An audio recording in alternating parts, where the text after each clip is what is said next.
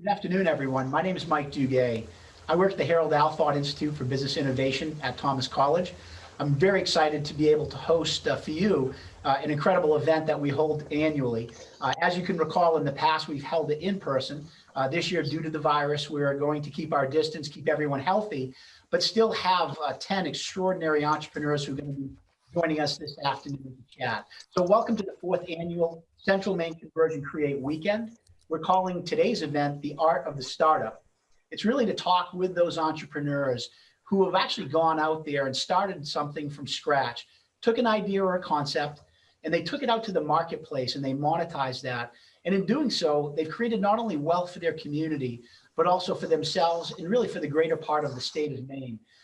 I don't necessarily need to go into and tell people here how important entrepreneurship is, but I will. Entrepreneurship really is that engine for Maine. Most of our employers, as people well know, we're in the small business side of the equation. We're not necessarily dominated by those large Fortune 50 and Fortune 500 companies. Therefore, small business is extremely important, really now more than ever. The important thing about entrepreneurship, at least as it relates to Maine, is we have right at the moment's time the best opportunity that we've ever had to increase not only the number of startups, but also to increase the number of people employed by those very startups. The important thing, however, is we've got to create that environment and that culture where entrepreneurship can truly flourish. We have a very good environment so far. Interestingly enough, and I think we all experience this in our daily lives, people want to be here in Maine. They're finding our state, maybe for the first time. Maybe many of them who have gone away from our state seeking employment are looking to come back. Many of those people have in fact started startups here in the state of Maine, and we want to continue to grow that. We're trying to do our part here in Central Maine. Today, you're going to meet many of our partners who we work with. Today, I just want to introduce Chad Smith from Crossroads TV. Chad will be joining us here in studio, running our technology.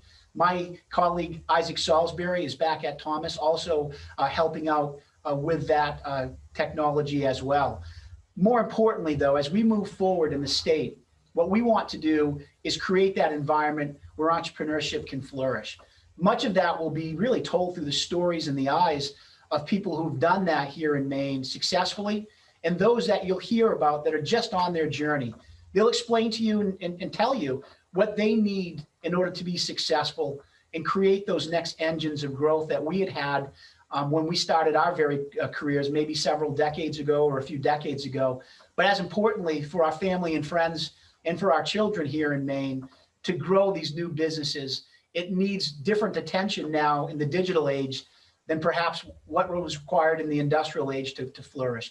I think Maine is exceedingly well positioned to make that transition and pivot. Here in Central Maine, we've been extremely fortunate of all the new investment and all of the new people who have found the greater area around Waterville as a place to do entrepreneurship and start out on their innovation venture. And as mentioned, we're going to deal with 10 of those incredible stories today. These are companies that I hope that you may have heard of before, but if not, you'll be hearing a lot more from them. Today's basically event, right? Normally it would be in person. It'd be much easier to conduct more like a polished TV production. This is going to be more like a TV talk show. So we may have to actually ask people who are on the sidelines to jump in and help, possibly with a technology glitch here or there, or we may need to take a very quick break as we bring people through the Zoom waiting room and into the stage for them to be speaking. So that being said, what we'd like to do is immediately get into our first section and session of the day. I'd like to introduce to everyone two people who are doing an incredible amount of work, in the entrepreneurship area here in the Central Maine area. First, Garvan Donegan, and then Nick Rimsa. First, Garvan. Garvan's the Director of Planning and Economic Development for the Central Maine Growth Council, where he's been there at the leadership for over 7 years now. Much of what he does every day is economic development, but also on entrepreneurship as well. Garvan manages the Waterville Opportunity Zone, one of the national opportunity zones established in federal legislation. He also sees the region's U.S. federal foreign trade zone for us as well. In addition, he's a principal of project planning and analysis and corporation, where he provides planning, policy analysis, and economic development for municipal customers. Nick Rimsa, who's also joining us, is an accomplished entrepreneur and serial entrepreneur, I would add. He's a co-founder and product designer of Eariously. It's a company that helps take businesses that use narrative and or written text and turns it into audio. He's also a product designer and design instructor of a company he started called Tortoiselabs. Tortoiselabs, a company that he co-founded, and it teaches makers of early stage startups in the entrepreneurship world how to take ideas and turn them into successful software.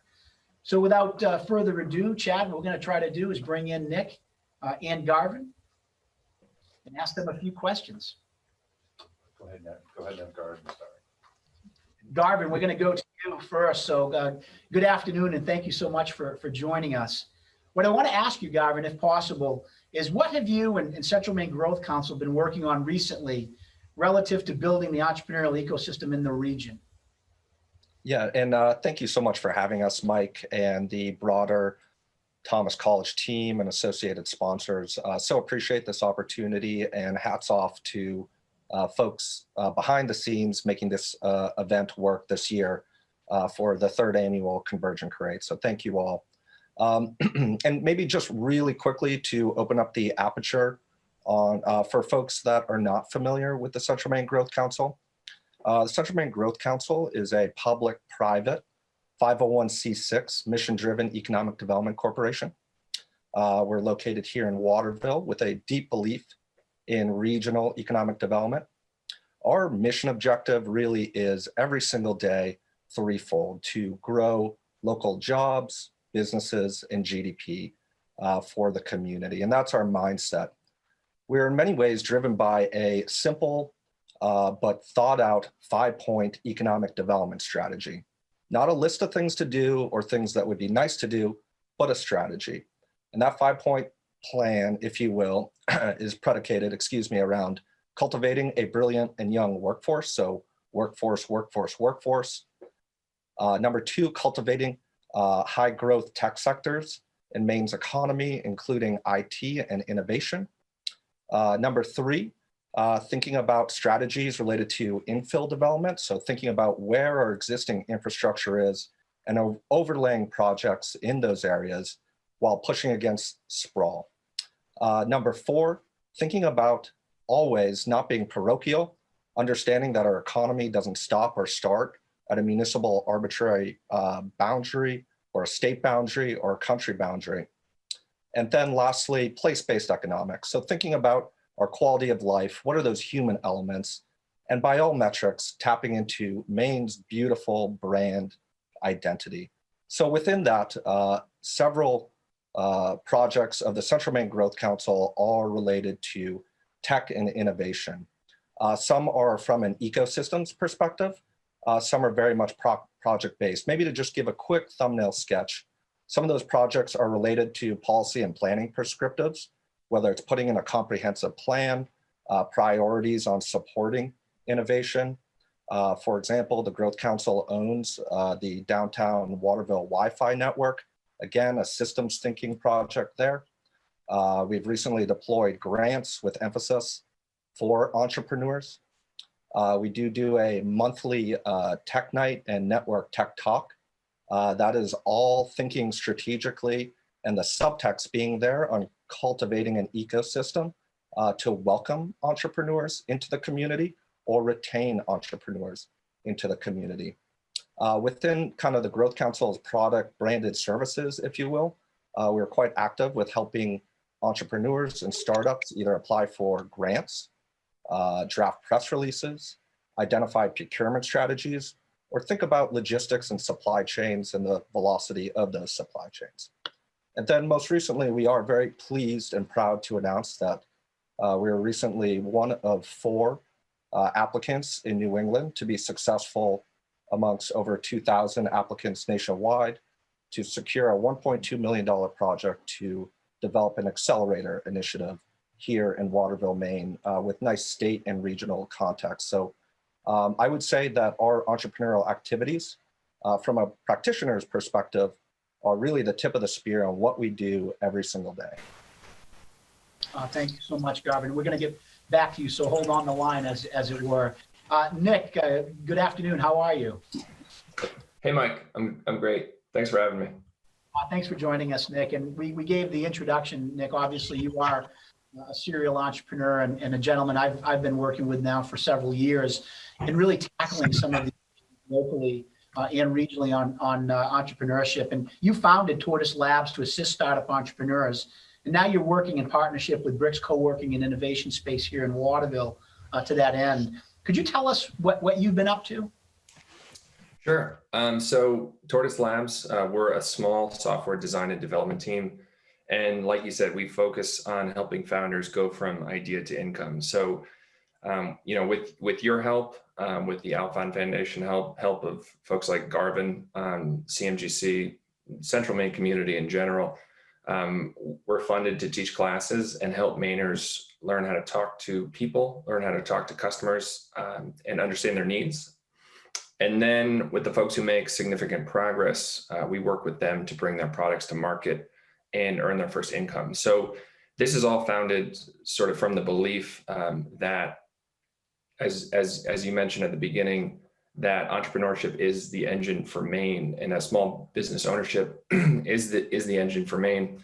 And with so many jobs upcoming that will be gone because Maine's aging workforce, we believe totally and completely that small business ownership, entrepreneurship is the future of Maine.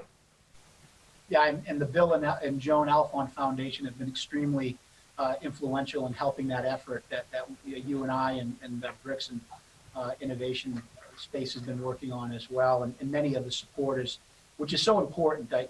Obviously having more people who are really pushing that effort forward is extremely important. Garvan, to that degree, just going back to entrepreneurship and the ecosystem, what essential ingredients do you think have to be in the mix and part of that overall effort? Yeah, absolutely. And thanks, Mike. And again, great to just a privilege to work with people like Nick as well, and completely agree with some of his sentiments there. I get asked this question quite often. I think it's a powerful question. And I do come from it at the systems thinking level of saying, how do we create the conditions in which entrepreneurs and startups can grow, first of all? I do believe every entrepreneur, every startup, every business, frankly, is very unique and distinct, with very unique and distinct needs, whether that is a piece of equipment, a strategic partnership, or seed capital, or maybe they're in the quote unquote valley of death. They've had their first Series A, and now they're running low on funds and they're struggling to commercialize. So all very unique and distinct. So really do come from a perspective of cultivating the conditions in which growth may occur. While that's maybe a little bit more macro level, at the micro level, focusing on really, number one, thinking about network development, making sure that there are potential partners and customers for entrepreneurs. I think a lot of research indicates that, for example, startups enter accelerators or within programs for this very real need. Number two, access to connections and potential investors as being extremely important to startups. Number three, having access to mentors to tap into good technical assistance and expertise. Number four, thinking about securing direct venture funding. So what are these grants and investment opportunities? Not to say that we don't have access to capital, but what type of capital do we have access to? Number five, business skills development. So does that entrepreneur need help with financing or putting together a term sheet or marketing, et cetera? Number six, we also hear and see the need for gaining access to like-minded individuals. Again, some of that stickiness in that ecosystem. And then number seven, the need for an entrepreneur or the startup to increase their sphere of influence. So what does it mean to be recognized? What does it mean for the business to grow awareness of their product or their service?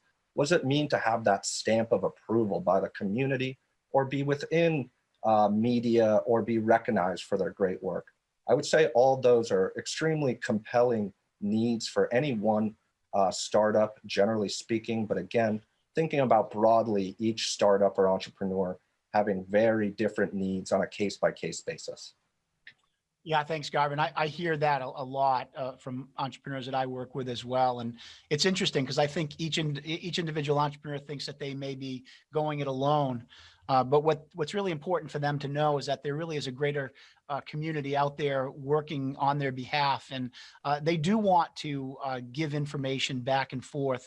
There are many entrepreneurs, we'll meet some of them today, who've been there and done that, right? And they're giving back to that entrepreneurial community. And I think that's so important because I do hear from a lot of entrepreneurs, they tell me it's lonely. And they believe it's an isolated job, as it were, and to have people helping, really creating that nurturing environment, extremely important. Nick, back to you, if we could. What do you think is the most important thing to a startup entrepreneur? What do you think the most important thing that they would need? Customers. I mean, outside of customers, I think Garvin's right. I think it totally depends on the company. I think it totally depends on what their needs are, where they are sort of on the path. But you know, in terms of like, you know, if there's some sort of like broad stroke need that everyone needs, it's help in some way. You know, starting a business, being a small business owner, being an entrepreneur, whatever. It's really hard, as you mentioned. It's lonely, it's difficult. You know, you're constantly just failing at things, or constantly having difficulty, regardless of what it is that you're making or what it is that you're building. And I think having a community is important, whether that's like your friends, whether that's, folks who you're getting help from, advisors, mentors, partners, whatever. Everyone needs some help because, you know, whether you're, trying to survive during COVID, whether you're just starting out for the first time, regardless of what it is that you're doing, it is, as you mentioned, really, really difficult. So I think in terms of what folks need, I think number one is finding customers, but that's not to be facetious, but I think finding that need and finding those people who have a willingness to pay for what it is that you want comes from getting that help from, those teammates, those partners, whatever, because doing it alone is really, really difficult. You know, it's interesting, Nick, because it's not facetious or even funny at all. And in fact, a lot of entrepreneurs, they forget that because they're so engrossed with either the technical solution or their expertise and knowledge in a certain subject area, they in effect get way ahead of their customer base. And I'm a big fan of you personally, but also of what you've been doing. Could you just share a little bit of what a session would look like in the Tortoiselabs and at Bricks and co-working? Because you've run now several. And I've been extremely impressed of how nimble and agile that you keep those classes and how quickly you get people from concept out into the marketplace. Could you share that just a little bit? Sure. So, my background has been in product design, but really design stems from understanding people and their needs. So the basis of the course, and the course is free, thanks to the Alfond Foundation, thanks to you, Mike, folks within our community who, helped us put together this grant funding, folks like Garvan. Thank you, Garvan. So, the basis of the course is helping people understand how to talk to potential customers and identify their needs. It's a lot of times we work with folks for their first time, and it's like, okay, well, how many people have you talked with? How many people have you learned from? And really that idea has just been stuck in their head. And really, a lot of times folks are concerned, well, others are going to steal this idea. Others are going to take this and become zillionaires or whatever. But that's not really what happens ever. Really what, the course is based on is getting out of your comfort zone, beginning to talk to others about what it is that you're working on, and identifying whether people care about what it is that you're working on and whether people have a willingness to pay. So, course starts with like, hey, who's my customer? What's the problem that they have?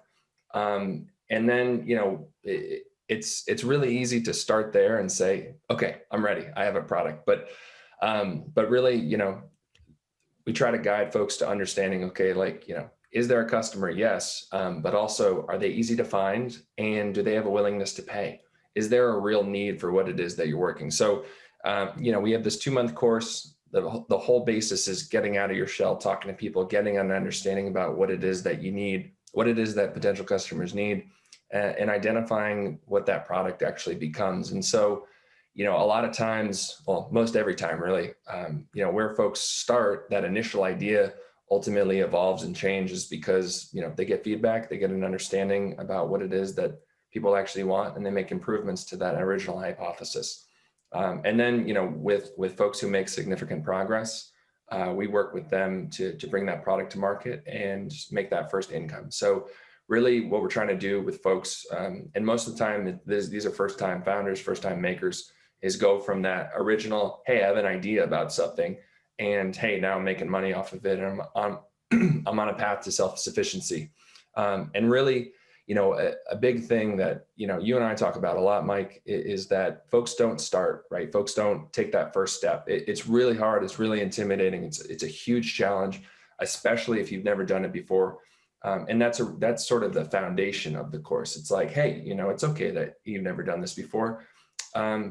But you're never going to know if this is a worthwhile product if you never start. And so, it's always really, really exciting to work with folks for the first time, getting out, talking to people, and understanding like, hey, this is something that I'm capable of doing myself. I've been on several calls, Nick, and watching you teach that course, and also just the interaction with the entrepreneurs. I'm going to make a pitch right now and a plug for people who are listening on the line to really look up that course. And I think it's going to be offered again first of next year, right around in the beginning of next year. We're going to provide some links back to our website for this event. So our link to our event, I'll mention a couple of times, but it's www.thomas.edu/create. And in that, we'll actually showcase and highlight, Nick, what you're doing there, because again, thanks to the incredible generous funding of Bill and Joan Alfond Foundation, it's allowed us to do that subsidized, and to take you and your partner professionally through that concept stage to a prototype of a software piece or package. It's just an incredible offer and opportunity. So I'm going to keep that out there, and we will have that later on our website. Garvan, just real quickly while I've got you there too as well, you gave a list of things that you would like to see and are needed as far as the essential ingredients. What do you think is the largest obstacle keeping people from entrepreneurship that you've seen? Yeah, thank you, Mike. Again, it would be, I think, in my opinion, not having that comprehensive infrastructure and elements of those principles and how it relates to individualized startups. But I think what we see in Maine is a little bit of siloed resources, and how we can have better, frankly, perspectives in inclusive rural economic development strategies, particularly today during COVID, as we think about rural remote workers and growing rural digital economies. So that might be really broad issues like telematics infrastructure and broadband accessibility, which I think is fair to say we all agree now is critical infrastructure. But then, yes, things like access to seed capital. Take, for example, really not a lot of angel and VC type investment opportunities in Maine, relatively speaking. But what would it mean to bring the state together and share on some of that deal flow over several investment clubs?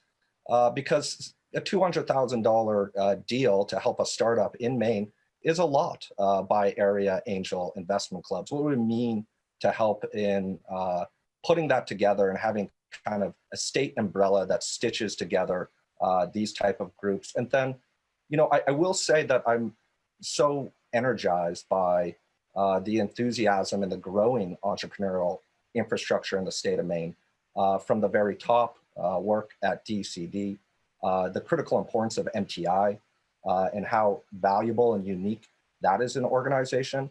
And then coming in specifically to Waterville, really just what you're seeing is just extremely robust, albeit growing innovation infrastructure from our academic assets to bricks, to incubators, to forthcoming investment clubs, to accelerators, all within and located in a city with a population of approximately only 17,000. So work still needs to be done, but to me, I do sense we're at an inflection point broadly in the state. Yeah, I'd like to echo that, Garvin. I've had a chance to travel in previous lives nationally and dealt with a lot of different entrepreneurial ecosystems. And the ones that I always idolized were the San Diego, Austin, and also the Denver, Colorado area. The Denver one, which I got a chance to be a little bit more involved in a past pursuit. And I would say this and literally go way out on the limb in doing it. For a smaller area in the Waterville area that we are in, we have the pieces of an entrepreneurial ecosystem that's 10 to 50 times the size of our population. We are approaching really some of the infrastructure of those other communities that I mentioned. And I think also compiling that with all the resources then are at the state level and the other ones that are filtering in through federal programs, this is as good a time as I have ever even thought it could be.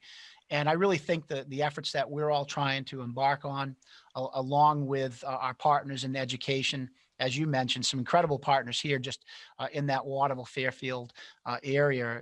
And it's just amazing, really. So I really want to implore entrepreneurs who may be listening on this call that please reach out to whatever academic institution you may have near you or one that fits what you're doing.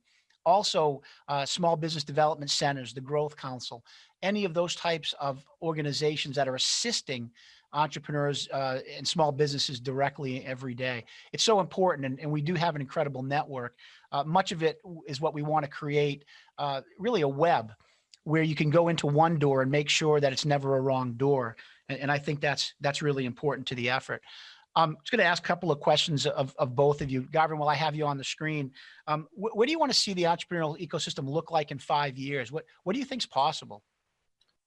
Yeah, and thank you for that. And something we think about a lot, you know, directly for in and around the mid-Maine region, I'd like to see that we have success factors in our proof of concepts from what Bricks Co-working and Innovation Space has been working on, to the good work Nick is doing, to summer boot camps, that we see that those are now running in perpetuity, that we see that we've attracted investment. Some measurable outcomes that we'll be looking at include, but are not limited to, the amount of exits or deal flows or mergers and acquisitions by startups. I would like to see additional product launches coming out of the region as well as the state. We'd like to see more IP being created. Of course, jobs, local job creation. For Dirigo Labs, our accelerator initiative in 3 years, so just under that 5-year threshold, we're hoping to be fully stood up and sustainable, which would include a fully functioning mid-Maine Angels Investment Club, if you will, as well as a robust 30-plus entrepreneurial network that is highly collegial throughout the state of Maine, and likewise with the rest of our operations and projects. So I'd say thinking about success factors and measures of growth related to the spin out of businesses, startups, product launches, commercialization, IP, and loving to see increases in median family incomes at the local level as well, and local GDP growth. Now, thanks so much, Garvin. Nick, I'm going to go back to you real quickly, if I could. If you could change one thing on behalf of entrepreneurs or entrepreneurship, either nationally, at the state level, or regionally, what would it be? What would you ask for? More money. I think that people are incentivized by money, frankly. I think it's, as Garvin echoed, it's there's not enough in the state right now in term, you know, when it comes to small business creation, entrepreneurship. I think that, and I don't think that's necessarily limited to angel investing either. I think, you know, personally, I don't think there's enough people that are building small businesses right now. I think it's too hard to start for a lot of people. Whether that's students who are crippled by student debt, whether that's parents who are primary caretakers and can't afford to start a new project because they're paying for childcare, whether that's someone who lost their income because of COVID. I think that, I don't necessarily think that there are enough financial incentives for people to begin down a path of small business ownership.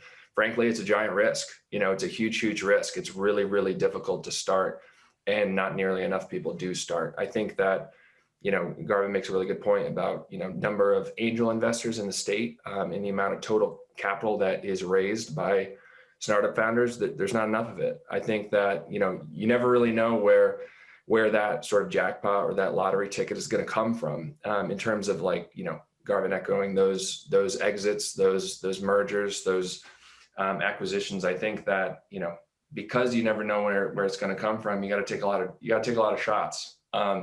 And in order to do that, you got to have more people within the ecosystem. So I think in terms of, if there's one thing that needs to change, it's the amount of financial incentives that exist for people to become small business owners. And I think that until that changes, I think that there's going to be, there's not frankly going to be enough. So it's my hope that, that changes. I think that happens at, a national level, state level, local level. But, I think that, legislators, in our state have a huge opportunity to make this happen, with an aging population, and I hope that they get on it soon. Yeah, I think that's great insight, Nick. The one thing that I'm really hopeful is that many of the efforts that are underway, including what you're doing, Nick, there, but also what I'm hearing from other people who are assisting entrepreneurs, I think we really are starting to dig into this sort of design thinking, lean startup approach, where we try to make sure that entrepreneurs aren't spending a ton of money up front in hard assets and hard capital assets. In effect, they're finding their customer base. They're trying to find and see if they've got the right product and market fit. They're making sales.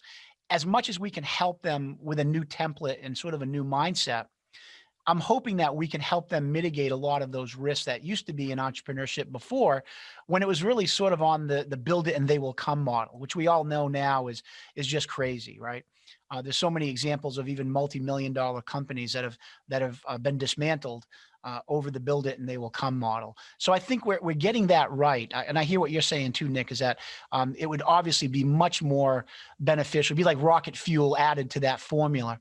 But I think what we can do locally, and we have been, is getting that template and mindset changed a bit so that people that are in your class at Tortoiselabs can really experiment quickly. I mean, within 8 weeks, these are people who are coming from idea in their head to potentially a prototype that they can then test in the market. That's an amazing amount of activity in a very short period of time. So I think we've got the template right. I think bringing more exposure to what you're doing and what Garvan's doing, and wrapping that around and enveloping it as best we can. Mentorship, obviously, another extremely important thing as well. And I think with Garvan's next step of the accelerator, and really emphasizing those types of resources to be gathered in one location is going to be really important. Gentlemen, I'd give you the last word here. If you have any additional thing, we have our next speaker waiting. Any last just quick thoughts or parting comments? Well, again, I would just say thank you all statewide and Mike, and really just emphasize both likely throughout the state of Maine, but certainly for us here in the mid-Maine region, coming back from a post-mill and manufacturing milieu to thinking about an inclusive rural digital economy. And what we really need and where we are focused on is an ecosystem strategy to build a strong digital ecosystem. A community needs many foundational elements like local infrastructure, systems, and leadership, as well as direct drivers into that digital economy, like those jobs, that capital, and that support for entrepreneurs. So that's what we're so committed to, and so love hearing the work that is being done by everybody on some of those shared goals. So thank you, and please feel free to reach out to the Growth Council. Most of what we do is free technical assistance, and as a representation, of the state and the region and our local municipalities' approach to supporting businesses and entrepreneurs. Garvan and Nick, I just want to thank you both on behalf of Converge and Create for joining us and really giving us that core insight into entrepreneurship and what's happening in the region. And thank you, both gentlemen.